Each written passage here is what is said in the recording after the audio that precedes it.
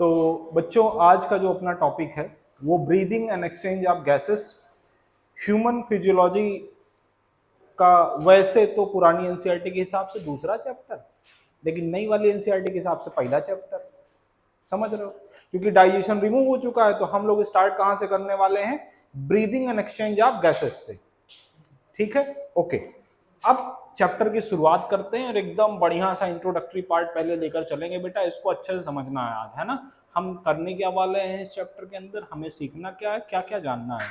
और human physiology बेटा ऐसा होता है कि आप लोगों को इंटरेस्ट भी आएगा, समझ रहे हो, मजा भी आएगा। अपनी बॉडी के बारे में सीखने वाले हो तुम, क्यों, है ना, तो मजा भी आने वाला है। देखो, breathing and exchange of gases.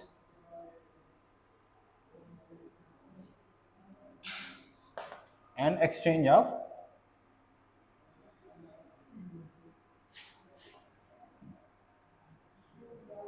gases, breathing and exchange of gases। ठीक, ओके। इसको पूरी बात बेटा स्टार्ट करने से पहले हम आपको थोड़ा सा डाइजेशन का जो थोड़ा सा इंट्रोडक्टरी पार्ट होता है वहां पे लेके चलते हैं, वहां से लिंक करवाते हैं। क्योंकि पूरी ह्यूमन फिजियोलॉजी इन्होंने रिमूव तो कर दिया है बेटा, लेकिन उसकी जरूरत ऐसा नहीं है कि जरूरत नहीं है। हम लोग बिना खाना खाए रेस्पायरेशन करके अपनी काम चला सकते क्या बेटा? एनर्जी की रिक्वायरमेंट के लिए हमें फूड पार्टिकल्स तो कंज्यूम करने पड़ेंगे ना, तो उसके बिना रेस्पायरेशन कैसे हो जाएगा? सुनो जरा, करना क्या है बेटा, देखो, हम लोग जिंदा रहने के लिए हमारे बॉडी में मेटाबॉलिज्म चलती है। मेटाबॉलिज्म चलती है मतलब बॉडी के सारे रिएक्शंस, है ना, कैटाबॉलिक रिएक्शंस, एनाबॉलिक रिएक्शंस एक साथ बॉडी में चल रहे होते हैं। अब उनको चलवाने के लिए बेटा कुछ ना कुछ फूड मटेरियल होना चाहिए, समझ रहे हो। अब वो फूड मटेरियल कहां से आएगा? आपके फूड से आएगा। आपने सबसे पहले, जैसे मान लो कोई भी फूड पार्टिकल है, कोई भी फूड पार्टिकल है बेटा, आप कार्बोहाइड्रेट ले सकते हो, आप फैट ले सकते हो, आप प्रोटीन ले सकते हो, मिनरल्स विटामिन वगैरह ले सकते हो। ये मान लो आपने कंज्यूम किया। कंज्यूम करने के बाद में बेटा इन जो कॉम्प्लेक्स फूड पार्टिकल्स हैं, ये कॉम्प्लेक्स वाले जो फूड पार्टिकल्स है बेटा, इनको सिंपल फॉर्म में पहले ब्रेक डाउन किया जाता है। पहले इनको क्या किया जाए बेटा? कॉम्प्लेक्स फूड को सिंपल फॉर्म के अंदर ब्रेक डाउन किया जाएगा, सिंपल फॉर्म के अंदर। मतलब ये है भैया कि अगर आपने कार्बोहाइड्रेट खाया, अगर वो पॉलीसेक्राइड है तो बेटा पहले उसको मोनोसेक्राइड के अंदर कन्वर्ट करना होगा, डाइसेक्राइड फिर मोनोसेक्राइड के अंदर कन्वर्ट करना होगा। अगर आपने प्रोटीन खाया है तो प्रोटीन को अमाइनो एसिड के अंदर ब्रेक डाउन करना होगा। अगर आपने फैट खाया है तो फैटी एसिड ग्लिसरॉल का फॉर्मेशन करना होगा। बेटा मोनोमेरिक यूनिट्स आपको याद होंगी, हमने बायोमोलिक्यूल्स पढ़ाया हुआ है ना। तो बेटा अगर कार्बोहाइड्रेट आप ले रहे हो, कॉम्प्लेक्स कार्बोहाइड्रेट ले रहे हो बेटा, और ये पॉलीमेरिक फॉर्म अगर आपने खाया है, डाइजेस्ट किया बेटा पॉलीमेरिक फॉर्म कार्बोहाइड्रेट्स का, तो इसको सिंपल मोनोमेरिक, है ना, पॉलीमेरिक अगर है बेटा, ये पॉलीसेक्राइड वगैरह अगर आपने लिया है बेटा, तो इसको मोनोसेक्राइड के अंदर कन्वर्ट करना होगा। डाइजेशन का मतलब यही तो होता है बेटा, सिंपल फॉर्म के अंदर कन्वर्ट करना, सिंपल एब्जॉर्बेबल फॉर्म के अंदर कन्वर्ट करना। ठीक है, चलो देखो, मोनोसेक्राइड्स। अगर आपने प्रोटीन लिया है तो प्रोटीन का बेटा ब्रेकडाउन अमाइनो एसिड्स में, अमाइनो एसिड में होगा। ओके, अमाइनो एसिड कई सारे बेटा पेप्टाइड बॉन्ड के द्वारा जुड़ रहे थे, तभी तो प्रोटीन का फॉर्मेशन हो रहा था। याद करो, तुम लोग को याद भी होगा, बायोमोलिक्यूल्स अगर याद होगा तो बेटा ये याद होगा। अच्छा, इसके अलावा फैट मान लो आपने ले लिया, है ना, ठंडी का मौसम आ भी रहा है, घी का इस्तेमाल तुम लोग जोरदार करने तरीके से करने वाले हो, मुझे पता है ना, और स्वास्थ्य के लिए अच्छा भी होता है। आप लोगों के एज में तो बहुत अच्छा, हमारे लिए थोड़ा सा हमको वर्जित करना चाहिए। हम खाएंगे तो और ज्यादा फैल जाएंगे, हमें थोड़ा कम फैलना, तुम लोगों को ज्यादा फैलना। आओ जरा, फैट को बेटा तोड़ा गया किसके अंदर? फैटी एसिड ग्लिसरॉल वगैरह के अंदर, fatty acid plus glycerol. Okay, जब डाइजेशन हम पढ़ाते हैं बेटा तो डाइजेशन के अंदर 5 प्रोसेसेस बताते हैं। कौन कौन से 5 प्रोसेसेस? इंजेशन,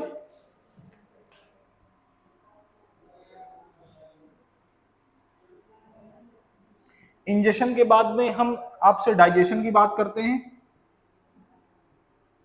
डाइजेशन के बाद में बेटा एब्जॉर्प्शन की बात करते हैं, एब्जॉर्प्शन के बाद में एसिमिलेशन की बात करते हैं,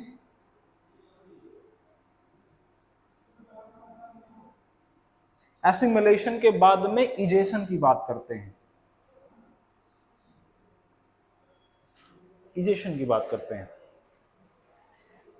इंजेशन का मतलब बेटा intake of food particles, digestion का मतलब जैसे आपने बक्कल कैविटी के अंदर बेटा रोटी रखी होगी, रोटी को आपने चबाना, मैस्टिकेट करना शुरू किया। क्या शुरू किया बेटा? मैस्टिकेट करना शुरू किया। मैस्टिकेशन का मतलब बेटा आप मैकेनिकली उसको चबा रहे हो, और बायोकेमिकली आप बेटा उसके ऊपर स्लाइवरी अमाइलेज वगैरह भी सिक्रीट करवा रहे हो, स्लाइवरी जूसेस आ रहे होंगे। डाइजेशन जब हम टॉपिक पढ़ाते हैं बेटा तो वहां पे एक चीज बताते हैं कि जब स्टार्च वगैरह की बात करते हैं ना तो लगभग 30% यहीं पे डाइजेस्ट हो जाता है, डाइसेक्राइड के अंदर उसको कन्वर्ट कर दिया जाता है। 70% आपके स्टमक के अंदर जाता है, वहां पे फिर थोड़ा बहुत फिर पैंक्रियाज वगैरह, पैंक्रियाटिक जूसेस और इंटेस्टाइनल जूसेस वगैरह की वजह से बेटा स्मॉल इंटेस्टाइन वगैरह में डाइजेशन होता है ना, गैस्ट्रिक जूसेस की वजह से तुम्हारा स्टमक के अंदर कुछ डाइजेशन होता है। एब्जॉर्प्शन, तीसरा प्रोसेस क्या बेटा? एब्जॉर्प्शन। एब्जॉर्प्शन का मतलब यह है कि जो आपने सिंपल फॉर्म के अंदर कन्वर्ट किया है फूड पार्टिकल को, वो सिंपल इतना आपने सिंपल कर दिया है कि वो एब्जॉर्बेबल फॉर्म के अंदर कन्वर्ट हो गए हैं। अब वो एब्जॉर्ब होके आपके ब्लड स्ट्रीम का हिस्सा बन चुके हैं।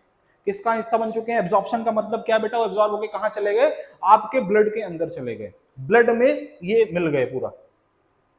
एसिमिलेशन क्या है?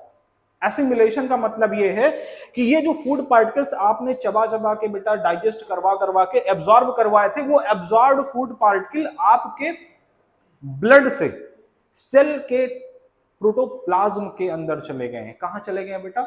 सेल के प्रोटोप्लाज्म के अंदर। प्रोटोप्लाज्मिक सेल के प्रोटोप्लाज्म का हिस्सा बन गए हैं, वो सेल के अंदर जाके अब एनर्जी प्रोड्यूस करने वाले हैं। अच्छा, एनर्जी की बात कर रहे हैं, अब इसको जरा पकड़ के रखना, अभी यही चीज मैं लिंक करवाने वाला हूं। इजेशन, जो बच गया फूड पार्टिकल उसको एक्सक्रीट आउट कर दोगे, सुबह डेफिकेशन करोगे, पॉटी बाहर कर दोगे पूरा बॉडी से, ठीक।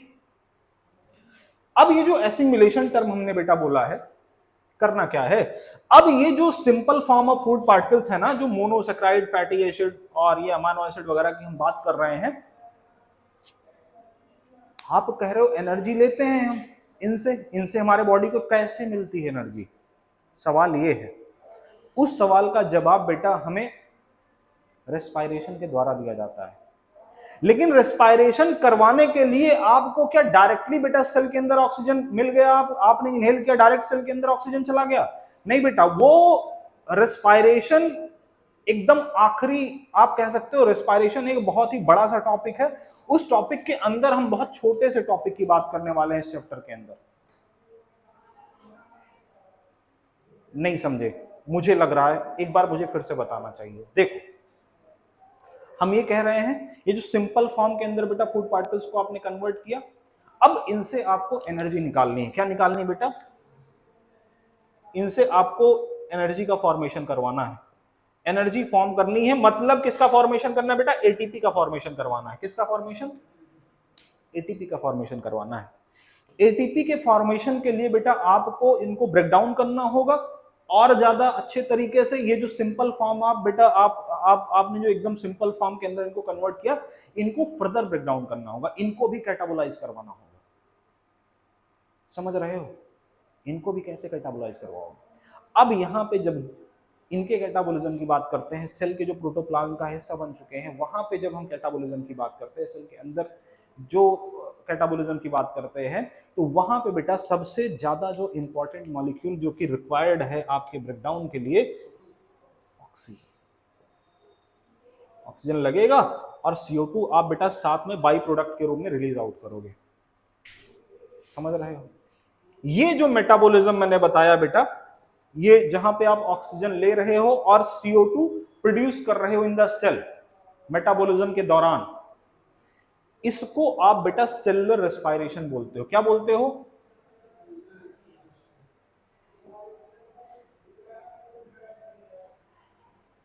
सेलुलर रेस्पायरेशन बोलते हो। कुछ समझ पाए? पक्का? अब देखो, रेस्पायरेशन एक बहुत बड़ा टर्म है। अब ऑक्सीजन आपने इनटेक किया होगा बेटा, इनटेक करने के बाद में ये सेल के अंदर गया होगा, सेल के अंदर जाने के बाद में मेटाबॉलिज्म का प्रोसेस किया होगा, और मेटाबॉलिज्म का प्रोसेस जब हुआ होगा बेटा तो बाई प्रोडक्ट के रूप में CO2 रिलीज हुआ होगा। अब ये बताओ, अगर CO2 बहुत ज्यादा अमाउंट में आपके ब्लड के अंदर बेटा रिलीज हो रहा है, आपके सेल के अंदर रिलीज हो रहा है, अब सेल के अंदर अगर CO2 ज्यादा रिलीज हो रहा है, क्योंकि मेटाबॉलिज्म तो लगातार चलने वाली है, तो इसका मतलब लगातार ऑक्सीजन की जरूरत पड़ने वाली और लगातार CO2 प्रोड्यूस होने वाली है सेल के अंदर। तो उस CO2 को सेल से बाहर भी निकालना होगा और लगातार ऑक्सीजन को सेल तक भी पहुंचाना होगा। समझ रहे हो? क्या करना है बेटा, ये जो CO2 है, क्योंकि ये टॉक्सिक सब्सटेंस है, आप फोटोसिंथेसिस जैसा रिएक्शन नहीं कर रहे हो कि आप CO2 कंज्यूम करोगे। समझ रहे हो? हाँ, ऐसा भी मैं नहीं कह रहा हूं बॉडी के अंदर बिल्कुल CO2 नहीं चाहिए बेटा, चाहिए। वो मैं जब रेगुलेशन ऑफ ब्रीदिंग की बात करूंगा तो मैं वहां पे बताऊंगा CO2 का कंसंट्रेशन ही आपके ब्रेन के मेडुला वगैरह और बेटा ये जो जो हम कीमोसेंसिटिव एरिया वगैरह की बात करते हैं वो परसीव करते हैं, तभी आपकी ब्रीदिंग रेगुलेट की जाती है। तो मैं ये नहीं कह रहा हूं कि एकदम से नुकसानदायक है, लेकिन बेटा टॉक्सिक तो है, यूनिवर्सल टॉक्सिक सब्सटेंस है ये। अगर ज्यादा हो गया बॉडी के अंदर तो आपके लिए बड़ी समस्या क्रिएट कर देगा। तो मेटाबॉलिज्म के दौरान जो भी CO2 प्रोड्यूस हो रहा है उस CO2 को बाहर निकालना है बॉडी से, और मेटाबॉलिज्म के लिए रिक्वायर्ड ऑक्सीजन को इनटेक करना है। समझ रहे हो? एक्चुअली में जहां पे ये ऑक्सीजन का ब्रेकडाउन होगा और CO2 रिलीज आउट होगा बेटा, ये सेलुलर रेस्पिरेशन का पार्ट है। ये टॉपिक आपको यहां पे पढ़ना ही नहीं है। ये टॉपिक कहां पे पढ़ोगे बेटा? रेस्पिरेशन इन हायर प्लांट्स के नाम से प्लांट फिजियोलॉजी के अंदर दिया गया है, वहां पे लिख दिया गया है रेस्पिरेशन इन हायर प्लांट्स। लेकिन बेटा वो रेस्पिरेशन का प्रोसेस चाहे प्लांट हो चाहे एनिमल हो, जितने भी एरोबिक रेस्पिरेशन करने वाले ऑर्गेनिज्म हैं, जितने भी एरोबिक रेस्पिरेशन करने वाले ऑर्गेनिज्म है, हर जगह पे एप्लीकेबल होगा। मेरी बात समझ रहे हो? लिख तो दिया गया है रेस्पिरेशन इन हायर प्लांट्स, लेकिन हायर प्लांट्स एनिमल्स जो भी एरोबिक रेस्पिरेशन कर रहे हैं बेटा, हर जगह पे वो प्रोसेस लगेगा, है ना? तो ये टॉपिक बेटा हम कहां पे पढ़ने वाले हैं? ये टॉपिक हम respiration in higher plants, respiration के अंदर, रेस्पिरेशन वाले टॉपिक के अंदर पढ़ने वाले हैं, जो कि प्लांट फिजियोलॉजी का पार्ट है। किसका बेटा?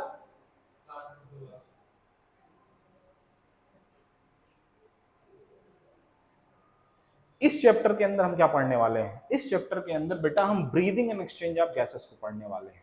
ये क्या होता है सर, अलग है क्या रेस्पिरेशन से? हमारी एनसीईआरटी तो लिखा है कि हमारी एनसीईआरटी ने ये लिखा है, ये ब्रीदिंग और रेस्पिरेशन को हम अल्टरनेटिवली है ना एक दूसरे की जगह पे इस्तेमाल कर लेते हैं, सही है, लेकिन करना नहीं चाहिए। रेस्पिरेशन बेटा बहुत बड़ा प्रोसेस है, उस प्रोसेस का एकदम सबसे पहला प्रोसेस है ब्रीदिंग एक्सचेंज ऑफ गैसेस। समझ रहे हो? अगर ये नहीं होगा तो ये नहीं होगा। लेकिन क्या आप ब्रीदिंग एक्सचेंज ऑफ गैसेस किए उसी को रेस्पिरेशन बोल दोगे? ये गलत है, दोनों अलग अलग चीजें हैं। हाँ, एक दूसरे से मिली हुई है ना, जो कॉम्प्लेक्स इवेंट में बताऊंगा उस इवेंट के अंदर ये दोनों चीजें आएंगी। आप ये कह सकते हो रेस्पिरेशन एक मेजर टॉपिक है, उस रेस्पिरेशन के अंदर पहला topic breathing and exchange of gases का हमें पढ़ना है। ठीक है, अब मैं स्टेप वाइज आपको ये बताने जा रहा हूं कि बॉडी के अंदर कैसे ऑक्सीजन जाती होगी, कैसे आप इनहेल करते होगे और आपके यहां सेल तक कैसे पहुंचती होगी, स्टेप वाइज मैं आपको बताने वाला हूं। ठीक है।